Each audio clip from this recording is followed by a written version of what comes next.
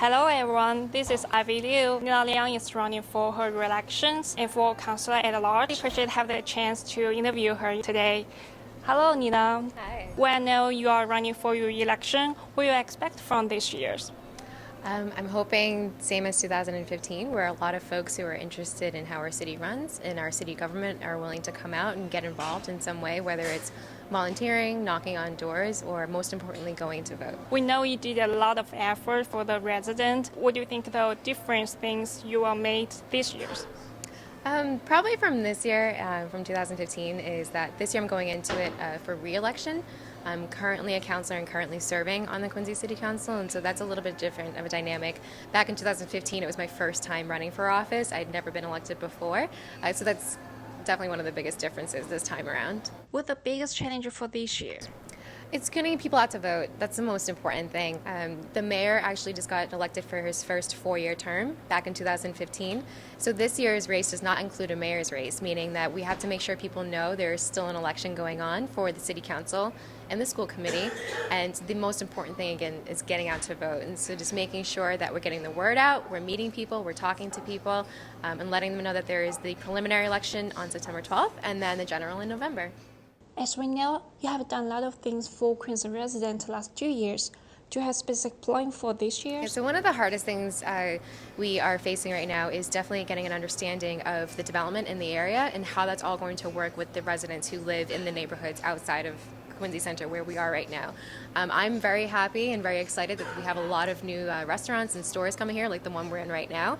But I am a resident of the city. I was born and raised here, and I see, my property taxes going up. I see a lot more traffic, a lot more congestion, a lot more pedestrian safety concerns that I'm looking at as well. So we had to find a better balance between those two things, and that's one of the issues that I've been working very hard on, and I'd like to find better solutions for moving forward. And regardless of where you're from, when you come to the city, you experience that.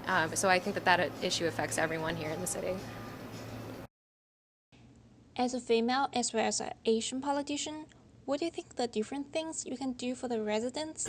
Like I said, I was born and raised here in the city. I'm very proud to represent the Asian community as a Chinese American myself.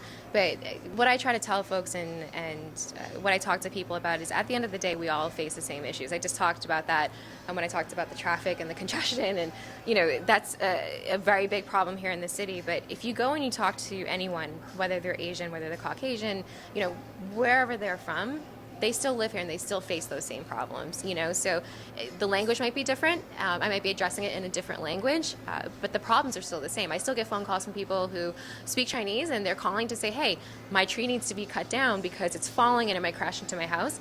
And, I get that same kind of call from everyone, regardless of what their background is. And so that's something I really try to push and let people know, is that I'm here to represent everyone. My job is to represent everyone in the city, and I'm responsible to answer to everyone in the city. So regardless of what their background is, regardless of what the problem is, I will address it the same and I will give it the same attention. How did you prepare and promote for your re-election campaign?